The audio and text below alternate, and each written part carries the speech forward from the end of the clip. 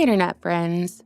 On August 8th, 2023, the historic town of Lahaina on the island of Maui, a popular tourist spot, was destroyed by a fire that seemingly came out of nowhere. As of Monday morning, August 14th, the death toll sits at 96. An estimated 2,200 acres have been burned. Over 2,000 buildings have been reduced to ash, and of those buildings, 86% of them were residential homes. The investigation is ongoing, loved ones are still missing, but alongside the rubble and ruin, questions remain. In this video, my goal is to give a voice to Maui residents and their eyewitness accounts, highlight key facts that have been completely buried, provide relevant historical context, and ultimately, share with you what the media won't tell you about the Maui fires. Not so long ago, the band of islands we call Hawaii was a sovereign state known as the Kingdom of Hawaii. Because of its key location in the Pacific Ocean and its fertile ground, Hawaii was historically a prized place for trade. However, the kingdom fell when the United States gobbled it up under the whole notion of manifest destiny.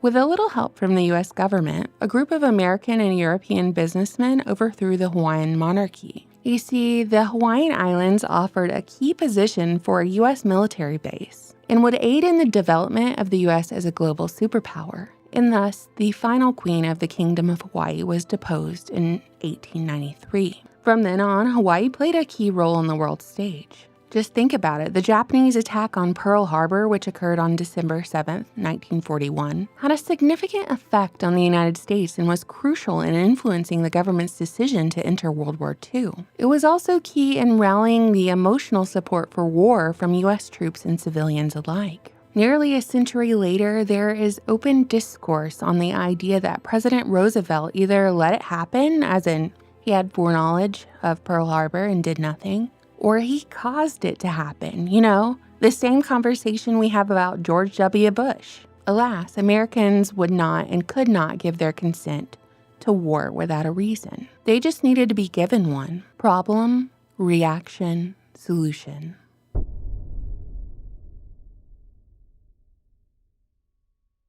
At 11 a.m. on August 4th, 2023, it was reported by satellites that a handful of small fires had started on Maui around the same time. No cause has officially been given, and this is a key detail that I just want to emphasize. It wasn't just one fire that was started, but several at once. On Tuesday morning, August 8th, Lahaina, once the Kingdom of Hawaii's capital city, began to witness wildfires. Lahaina is a small town located in Maui, and in the Hawaiian language, Lahaina means cruel or merciless sun. Survivors of the fire reported that there were no sirens or warnings when the fire started, only strong winds that brought distant fire into the residential areas within minutes. According to emergency officials, Maui's warning sirens didn't sound as devastating wildfires approached as they should have. On the island of Maui, there are 80 outdoor sirens to alert residents of tsunamis and other natural disasters. But those sirens were totally silent as people burned to death. According to investigators, quote, "Nobody at the state and nobody at the county attempted to activate those sirens based on our records," end quote. Emergency alert texts were reportedly sent out, but due to the rate at which these fires spread, the towers were down, the power lines were down, and people weren't receiving those alerts on their phones or TVs, all of which contributed to the chaos. The fires were so intense and spread so rapidly that the U.S. Coast Guard saved over 50 individuals after some people fled the fire by jumping into the Pacific Ocean. The fires were still active the following day, and locals reported being barred off from bringing supplies to the affected areas to even search for their loved ones and render aid. And this is another weird, strange detail. The incident commander of the 2017 Las Vegas country music mass shooting, one of the biggest cover-ups in U.S. history, just happens to be Maui's police chief, John Pelletier, who said the following about the fires. We find these, our family and our friends. The remains we're finding is through a fire that melted metal. We know we've got to go quick, but we got to do it right. So when we pick up the remains and they fall apart, and so when you have 200 people running through the scene yesterday, and some of you, that's what you're stepping on. I don't know how much more you want me to describe it. Hawaii Governor Josh Green said the town looked like a bomb had been dropped, and he wasted no time blaming the fires on climate change. Of course, mainstream media ran with this narrative and has blamed humans for living and vacationing in Maui for the wildfires. Which brings us into a whole other conversation entirely. Who is actually responsible for the wildfires in Maui? According to some locals, bad government and poor land management is to blame, as dry, non-native, invasive grasses weren't properly cleared in previous years, which served as perfect tinder under the right conditions, strong winds and drought. And I want you to remember what we talked about earlier. Satellites picked up all these fires across the island igniting around the same time, same day, the morning of August 4th. It wasn't just one fire. It was multiple fires across Maui. And I'm not trying to interject my opinion when I'm just giving you the facts, but that in particular sticks out to me, and I find it weird. So, of course, there's already a wrongful death lawsuit brewing, and, quote, legal teams from Watskera, Singleton, Schreiber, and France law group firms have all independently reached the conclusion that Hawaiian Electric's compromised infrastructure served as the ignition source for the inferno, end quote. And I just want to point out that according to the World Economic Forum in an article that they published in 2018, Hawaii plans to be the first U.S. state to run entirely on clean energy, with clean energy being defined as solar, wind, biomass, and geothermal green power. And after someone sent me that article, I was reading up on how our current power grid will stand up to the clean energy goals of the future. And basically, the corporations are lobbying for our entire power grid to be replaced. So if you fault Hawaiian Electric, sue them for all they're worth, put them out of business, who replaces them? Will it be whoever is going to bring forth the goals of Agenda 2030 in the World Economic Forum? So attorneys are blaming the electric company, probably because the electric company has the deepest pocket. The governor is blaming climate change, and other people are blaming land mismanagement, while others are whispering about directed energy weapons. And I know I never talk about directed energy weapons, and you all know this, not because I deny their existence, but it's like conspiracy quicksand over here. It's too easy for people to dismiss because fires can be attributed to many things. But there's just this glaring coincidence one cannot overlook for this particular fire. AFRL's Directed Energy Directorate is the Department of the Air Force Center of Expertise for Directed Energy and Optical Technologies. They specialize in directed energy weapons that harness the power of the electromagnetic spectrum to enable airmen to effectively and affordably strike critical targets, all at the speed of light. According to their website, the AFRL Directed Energy Directorate operates 2 major telescope sites that are used to advance SSA technologies. One of these sites is located on the Kirkland Air Force Base in New Mexico, and the other site is located on, you'll never guess it, the other site is located on Maui. The Maui site is called the Air Force Maui Optical and Supercomputing Site. So let's go down the list. A little logical assessment here. Do direct energy weapons exist that can cause wildfires? According to U.S. government websites, yes. Does the U.S. government have the ability to use those resources? According to the U.S. government website, yes. If the U.S. government has this tool, does it mean other countries have this tool? And could they use it on the U.S.? Theoretically, yes. Would wildfires sparked by direct energy weapons serve their Hegelian dialectic of problem-reaction-solution, policy changes and narrative shifts and sustainable development goals and whatnot? Sure. Can we prove that they used a directed energy weapon and that it was the U.S. government who used it? Me personally, I'm going to say not at this moment. No, we can't prove it. But what I will say is that if I were on the ground in Maui and I had a basic understanding of local politics and procedures, and I decided to dig deeper on this story, I would probably want to know who fled the wildfires before anyone else, who from government or high society was evacuated before the traffic jams and all the chaos started. And I would also want to watch who benefits from the destruction. The average residential home in Maui is just at the median price of $1.2 million. Can insurance companies afford to rebuild thousands of homes in this area? Can families who didn't have homeowners insurance afford to rebuild their homes and businesses? With the rapid inflation we've experienced over the past couple years, the cost of building has increased substantially. What will insurance cover? Because I'm imagining a scenario where residents are left with land and no means to rebuild, nowhere to live in the interim, and yeah, that would make it hard to say no to offers on your property. You know, there have been reports of looting and civil unrest. I mean, I saw, a few kind of rough-looking people when I was down here, but I mean, nothing happened. But it might be a good idea to stay out of here for the time being. And you can see over there, there was multi-million-dollar beachfront houses were lost. I know every house on Maui nowadays is. Almost every house is going to be over $1 million. But all of my neighbors and I are interested in what the news actually is, because we don't have access to the internet, not cellular, not cable internet. We don't have TV. We do have the radio, but for whatever reason, the radio out here continues to just mainly play music. I've heard very few broadcasts of news, and I don't know if that's just my timing of listening to it, but there's really been very little information. I live on Maui. The media is lying and or covering up the extent of the damage and the death count.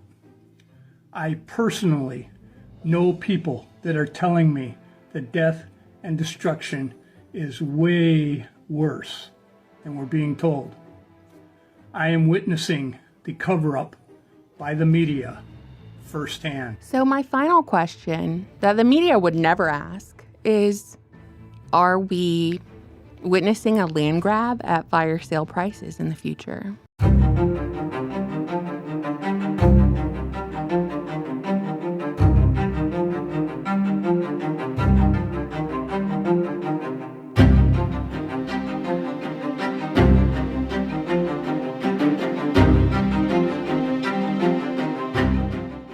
Hey Internet friends, in part 1 of my What the Media Won't Tell You About the Maui Fire series, we covered the history of the sovereign kingdom of Hawaii and how the former capital city of that kingdom was ravaged by devastating fires on August 8, 2023. While the governor of Hawaii blamed the fires on climate change, and President Biden couldn't even be bothered to provide a comment on the tragedy, Lahaina locals insist there is more to this story than what's being reported by the media. In this video, it's my goal to cover all the underreported and unreported details. Here's what the media won't tell you about the Maui fires, part 2. President, any comments on the rising death toll in Maui? Will you come talk about the Hawaii response, Mr. President? On August 8th, the historic town of Lahaina on the island of Maui, a popular tourist spot, was destroyed by a fire that seemingly came out of nowhere, accompanied by high-speed winds which spread fire at a rapid rate, making evacuations difficult, if not impossible, leaving some locals to jump into the Pacific Ocean to escape the flames. As of today, August 16th, the death toll sits at 106 individuals. What they're calling wildfires started early in the morning, and many have reported that school was canceled, leaving children at home by themselves while parents went to work. I hope you understand I didn't want to say that in my first video because it's just so horrible. But for the search and rescue over the last week, it's been of high concern, of course, to the parents whose children are still missing. And there's been talk that the real numbers are being suppressed. Like I said in the previous video, even though Hawaii's 400 sirens make up what the state calls the biggest integrated outdoor all-hazard public safety warning system in the world, on the day of the fire, no sirens went off at all, alerting civilians to the danger. And to make matters worse, a state official held back on letting residents use water to protect their property from the fires. The fight over water went on for most of the day, and the water didn't arrive until it was too late. Quote, Firefighters describe the wind-driven fires bearing down on Lahaina as being like a blowtorch. 25 to 30 firefighters were staring down at the flames as their hydrants went dry. End quote. So we've got no warning sirens that went off, power lines and internet that were down so people couldn't get warning alerts on their cell phones or televisions. And when the fire claimed Lahaina, people couldn't even turn on the water hose because there was no water. The fire hydrants were dry. Again, this strikes me as very odd, very weird, and obviously horrible. Because fires across Maui all popped up around the same time, just like they did with the Canadian wildfires early this year. And every system they had in place to protect and warn the people, they all failed. Maui Police Chief John Pelletier, who was the incident officer during the 2017 Las Vegas shooting, one of the biggest cover-ups in American history, estimated the number of missing people at approximately 1,000, though he cautioned that, honestly, we don't know. No comment? You have to look up what photo. No comment right now, guys. No comment? Yeah. Talking to the chief, sir. Yeah. I understand. Why doesn't he want to speak to the people? Only to a camera. Why are you shaking your head, sir? You don't want to answer, huh? Okay. We'll talk to you another time, guys. Yeah, he won't talk to us another time. That's the thing. It's a very cowardly move. It's shocking. In response to the devastation, President Biden wrote on Twitter on August 14th, quote, "We're laser focused on getting aid to survivors, including critical needs assistance, a one-time $700 payment per household, offering relief during an unimaginably difficult time," end quote. Laser focused, huh? Reported in Newsweek, quote, "Political opponents and commentators describe the sum as insulting and compared it with the more than $113 billion worth of aid the U.S. has sent to Ukraine as it defends itself against an ongoing Russian invasion. On Monday, the government announced it was sending $200 million in defensive capabilities," end quote. They've sent hundreds of billions of dollars in aid throughout the year to Ukraine, but to our own citizens? $700 per household after they've lost everything? This is footage earlier at Napili Park. I didn't feel safe speaking freely about the situation while I was there, but the police are issuing permission slips for residents to freely come and go to their homes to other parts of the island. Going to walk along the line so you can see there are thousands of people here at this park. There were two separate locations where they told people to come get these permission slips, which would allow them to leave their houses, travel to other parts of the island that were unaffected, and return. Now, one very important thing to note with all of this is many of these people, including us, live approximately 20 minutes away from the fire, and we are very, very far away from any structure or any, any building, car, anything like that that was directly affected by the fire. We watched the fire from very far away. I've interviewed people who cannot get their medication, and they're being given a choice of leave your house without being able to potentially come back and be homeless downtown, live in your car, whatever, and then you can get your medication, then you can get the food you want to eat, then you can get the water you want to drink, or stay here and eat the food that we designate.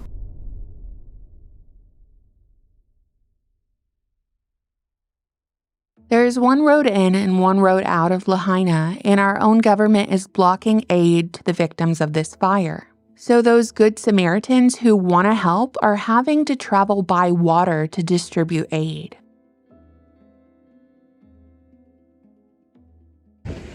People doing everything that they can. I'm KITV4's Jeremy Lee. Coming up, the effort here in Kihei, improvised, in which people have just shown up to make sure that goods are ferried over from Kihei over to Lahaina. We wondered out loud in part 1 of this video if this would be a land grab. You know, never let a good crisis go to waste. And unfortunately, vultures are circling Lahaina, with the majority of the damaged structures being residential. Developers and investors are already contacting victims of the fire to make an offer on their land. We speculated that insurance companies wouldn't be able to insure the homes and businesses because of rapid inflation, and the average cost of a home in Maui being $1.2 million. The estimated devastation is $3.2 billion in insurance coverage. Many residents didn't have homeowners insurance because the homes were older, and according to some locals, a lot of the land ownership wasn't documented because it's native sacred land.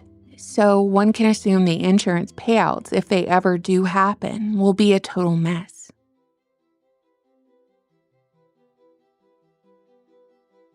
Hawaiian Electric is a 100-year-old utility company that serves 95% of Hawaii, and the company is now being sued by a group of people because it's believed that its down power lines caused the deadly Lahaina fire. On August 15th, shares of Hawaiian Electric stock fell 31% because investors are worried about the company's possible liabilities after the wildfires in Maui. It's looking like they'll take the brunt of the blame for all of this. And like we said in the last video, will Hawaiian Electric be replaced to facilitate a clean energy system for a new smart city, like the World Economic Forum predicted back in 2018?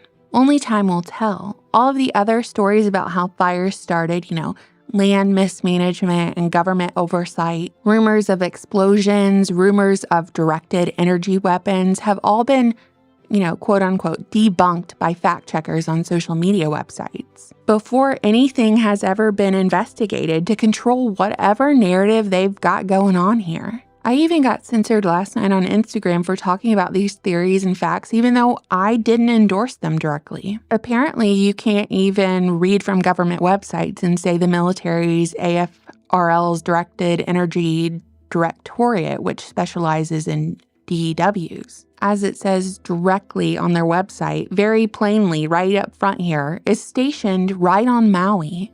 Apparently, you can't say that the Maui site is called the Air Force Maui Optical Supercomputing Site. It's just not allowed. You also apparently can't say that in the aftermath of a wildfire when all the news has died down. The majority of insurance investigations say that humans are to blame for these wildfires, not lightning or climate change, but arson or accident. And that's what the media won't tell you about the Maui fires.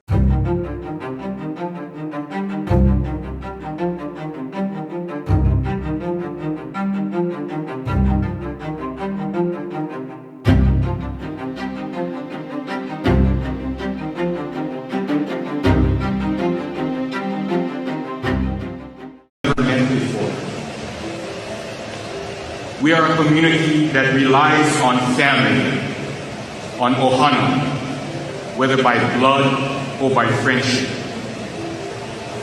But like many others, my son's home burned down. My daughter's home burned. I don't want to compare difficulties, but we have a little sense, Jill and I, what it's like to lose a home.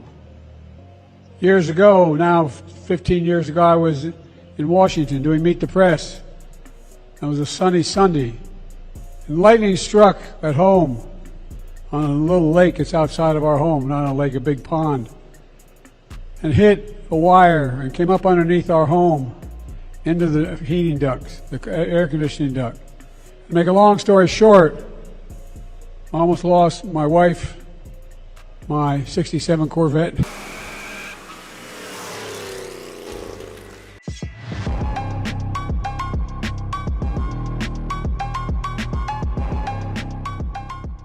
Hey Internet friends, in previous videos I've given you the timeline of the Maui fires. We've documented the events that took place the day of the fires, called out the cast of characters associated with the safety and protection of Lahaina, and discussed a string of strange coincidences and anomalies around this tragedy. While I'm recording this, I'm showing you the updated Google Maps view of post-fire Lahaina. A few weeks have passed since the last installment of this series. Since then, I've been compiling and saving important clips, and I wanted to take some time and interview some Lahaina residents, some of whom are internet friends who lost everything. Additionally, I wanted to wait for government response and see what would emerge. The population of Lahaina is reportedly around 13,000, and as of this week, 1,000 people, including children, might still be missing. Here's what the Lahaina mayor said in response to questions of missing children.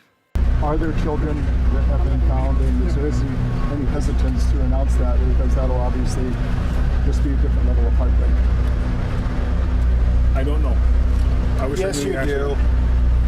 How many children are missing? You know. If I knew the answer to that, I would be happy to answer that. You have no estimate as to how many children are missing?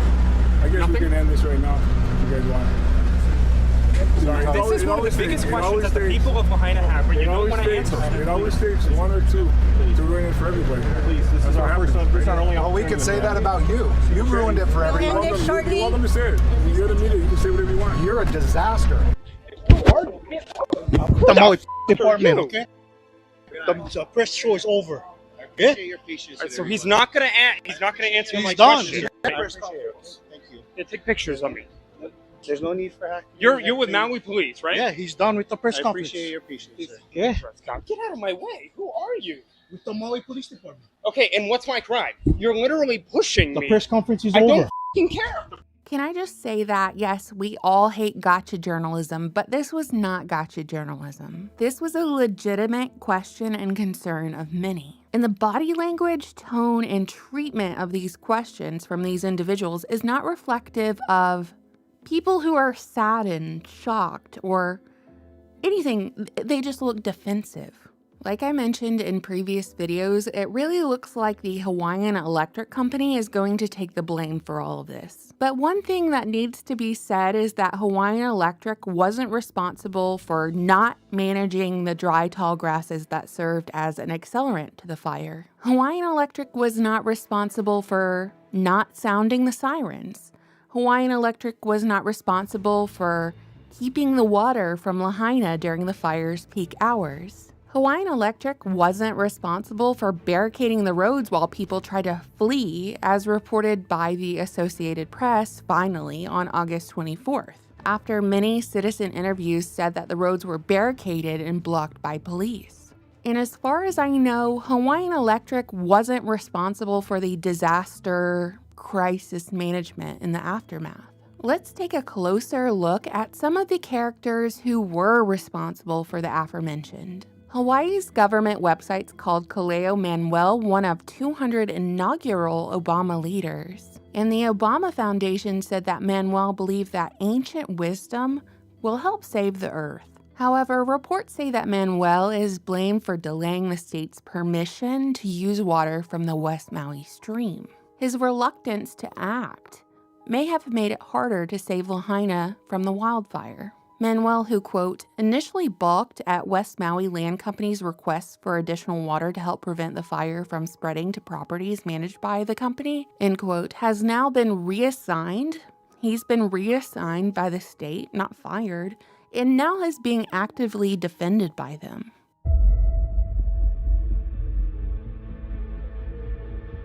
I had fire hose down at the fire hydrant down here where I was going to try to protect the house myself. And the fire hydrant was dry. There was no water. The hoses had no water.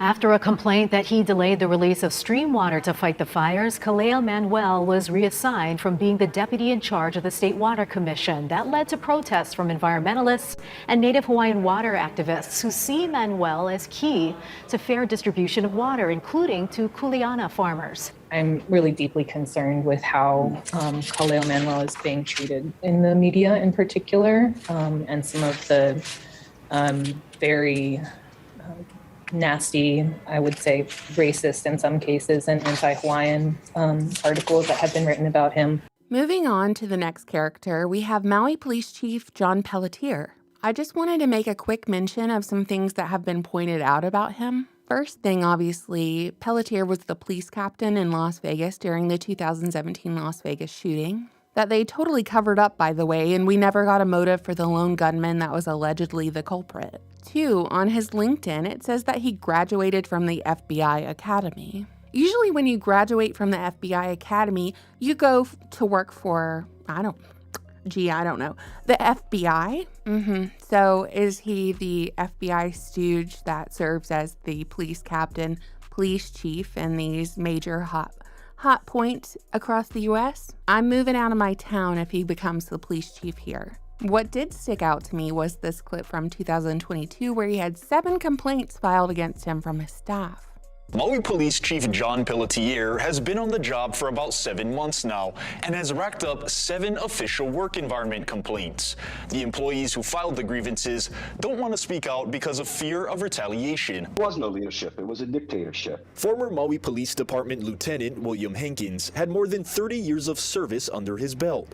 Hankins worked under 5 different chiefs, but says he retired early because of Pelletier, alleging the recently installed head created what he calls a hostile and toxic work environment from the very first meeting. Sounds like Pelletier cleaned house as soon as he got there. He got all the good guys to leave. I gotta tell you, I met with them. I'm also the coroner, for those that don't know that. I'm also the coroner, for those that don't know that. I'm also the coroner, for those that don't know that. Let's move on to more of how the government has handled this situation on an island where military presence was already high.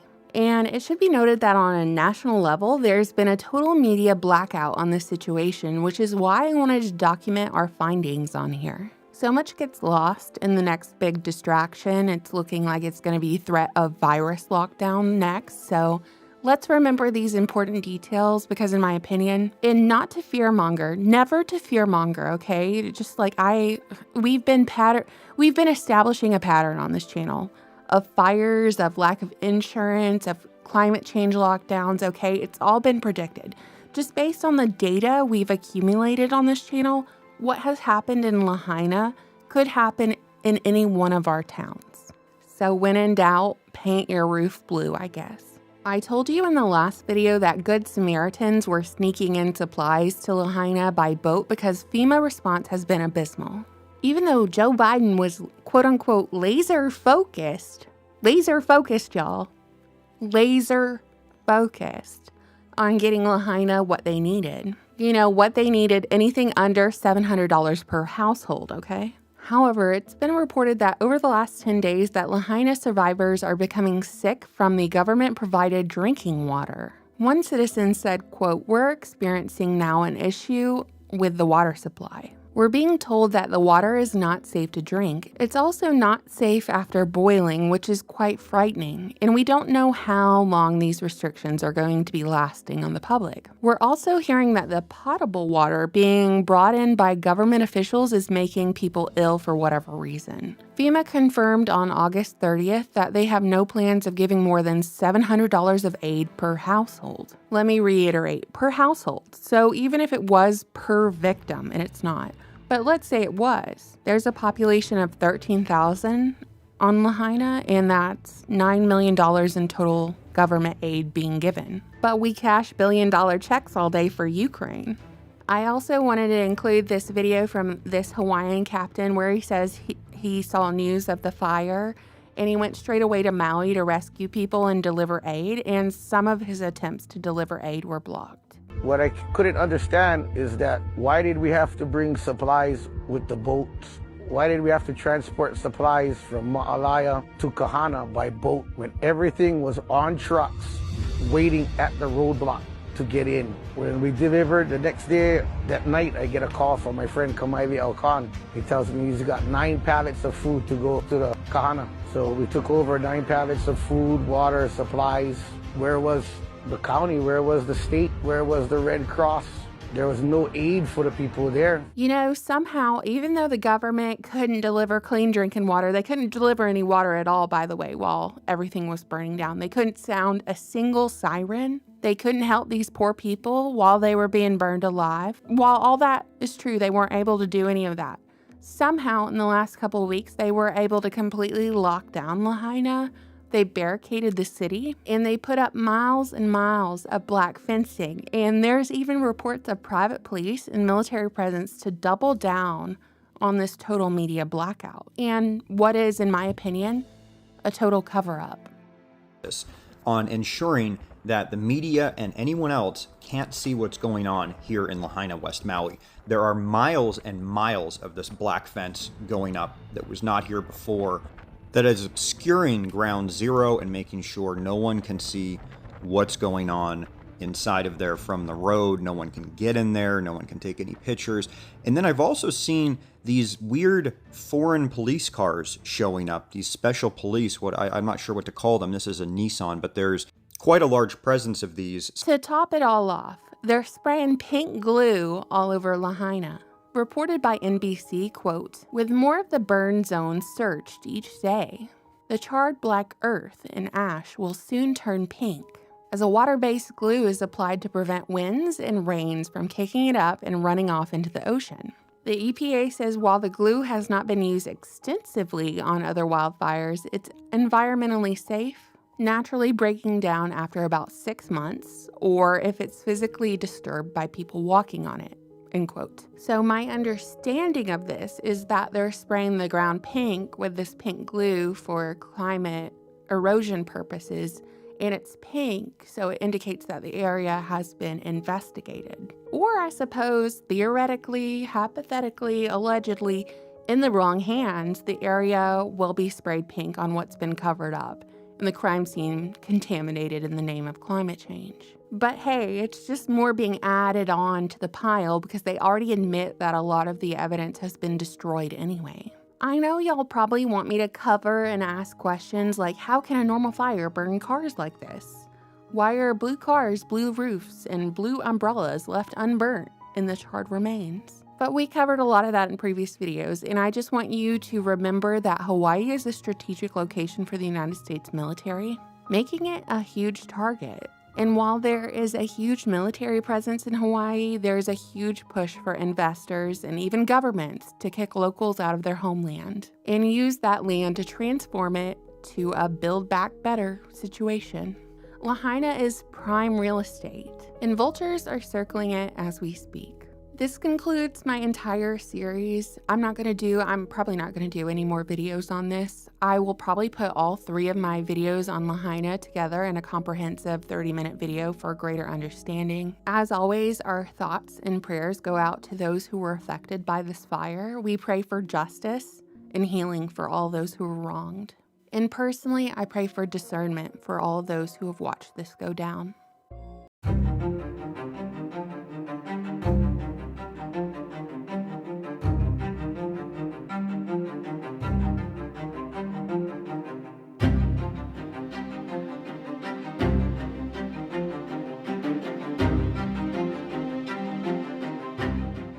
Hey internet friends, if you're a homeowner or you want to become a homeowner one day, you're gonna wanna watch this video. At the heart and soul of the American dream is homeownership. More specifically, being able to work hard for fair pay, buy a home and start a family. Bricks and beams, hopes and dreams, the ability to come from nothing, to be no one, and eventually make a name for yourself, and leave behind a tangible legacy for your family. The family farm, the family business, whatever it might be. But what if the American dream is quickly fading before our eyes, leaving only a nightmare behind? Because trends taking place in California and Florida under the limp excuse of climate change and rapid inflation are leading the way to the brave new world, one in which our children will not be afforded the same opportunities we were in this once great country. In an unforeseen event such as a fire, your homeowner's insurance will typically cover the losses and damage to your property. And so your mortgage lender wants to ensure that your property is insured when you have a mortgage. Because of this, lenders typically demand evidence that you have homeowner's insurance. Well, the problem is insurance companies are leaving California on the excuse of climate change, with the recent years of wildfires compounded with rapid inflation. They're claiming that these factors are basically causing insurance companies to pay a lot more for a loss than they have in the past. As a result, these insurance agencies are raising their rates. For example, for a $1 million house in California, people were paying $1,800 in homeowners insurance per year. And now rates are jumping from $1,800 per year to $10,000 to $15,000 per year. And if you have a mortgage, this is lumped into your monthly payment. So people who are paying $150 a month towards insurance on top of what they owe on their house plus interest are now paying upwards of $1,200 per month just in insurance fees, making basic homeownership unaffordable for the average person. According to the Federal Reserve Bank, the median home sales price in the United States is $436,000. And home buyers now need $117,000 in annual income to afford a median-priced home in the U.S. The problem is, inflation is happening so rapidly. Even though they lie about the numbers, they're gonna lie, okay? Don't believe the numbers, look into it yourself. But it's like the Weimar Republic, but with wages being so stagnant. At the end of May, State Farm made the announcement that it would stop issuing new homeowner coverage in California. All states stopped issuing new homeowner coverage last year. Farmers Insurance is now following suit, saying that, quote, record-breaking inflation, severe weather events, and reconstruction costs continuing to climb were behind its decision, end quote. Let me break it down for you even more so I can emphasize the weight, the severity of this news. If you can't afford your monthly insurance payment, you're not going to be able to obtain a mortgage. Moreover, if you can't afford to pay your insurance, it's unlikely you'll be able to afford to rebuild your house in the event of catastrophe.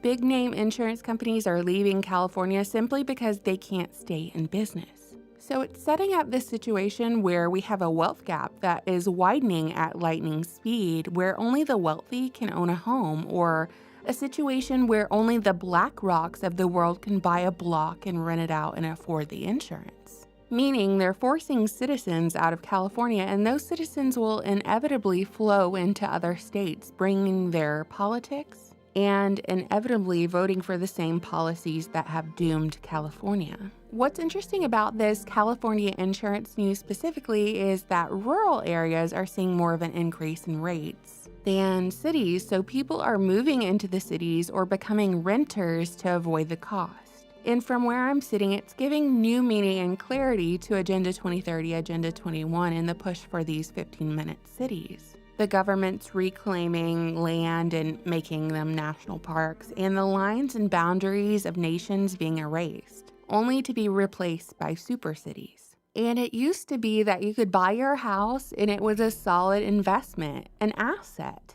But now people can hardly afford groceries, so how are they supposed to buy a $400,000 starter home with a high interest rate, property tax hikes, a car payment, student loan, credit card debt, and now skyrocketing insurance rates? The answer is they can't. They simply can't. And so I ask, how is this not considered theft of property? Is this trend paving the way for nationalized housing? Unfortunately, this is a coast-to-coast phenomenon. Rapid increases in interest rates have contributed to a 50% reduction in homes for sale in June 2023 compared to 2019. But let's take a look at Florida, the third most populous state, where they've been grappling for some time with a property insurance crisis that is making homeownership unaffordable for many. And now, Florida residents pay an average of $6,000 annually for homeowners insurance. That's a 42% increase over the previous year. In contrast with the rest of the United States, the typical annual premium is $1,700 a year. 13 Florida insurance companies have declared bankruptcy in recent years, and others have just ceased writing insurance in Florida, like Farmers Insurance. All of it contributes to premium price increases and a worsening of the state's housing affordability crisis. In other words, under the excuse of climate change and rapid inflation, Florida might soon be only for the intensely wealthy. To summarize, we're experiencing Weimar-style conditions with hyperinflation. Because the parasite on our country, the Federal Reserve Bank, has printed so much money in recent years. And our leaders have been complicit in destroying our entire economy through their COVID lockdowns. Yet the government constantly lies about the inflation numbers, while insurance companies are refusing to insure homes or hiking up rates so high that an average person can't even afford to own a home. The American dream is slipping away from us, and all of this is being blamed on climate change, when it's an open secret that the government can control the weather and has been perfecting weather warfare since the Vietnam War. And if you think this phenomenon is limited to Florida or California, think again. Look at the destructive floods in Vermont last week they're blaming on climate change. It's just a matter of time before this reaches every state, as they've already promised it would. I keep referencing this 8 predictions for the world in 2030 released by the World Economic Forum, and the one that haunts me the most is the "you'll own nothing and be happy."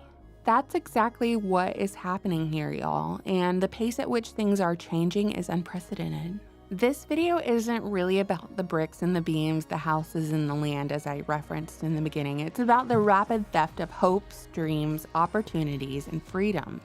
And it's all playing out before us, and it seems like no one is really doing anything about it because everyone is just sitting around waiting for these stupid politicians to act in our favor, and for that, they laugh at us. Every city in the United States has become much worse over the past 3 years. Yeah. Drive around, there's not one city that's gotten better in the United States, and it's visible.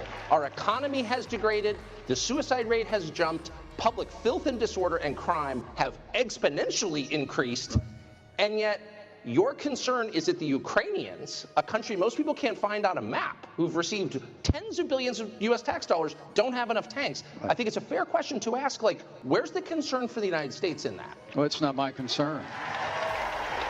Tucker, I've heard that routine from you before, but that's not my concern.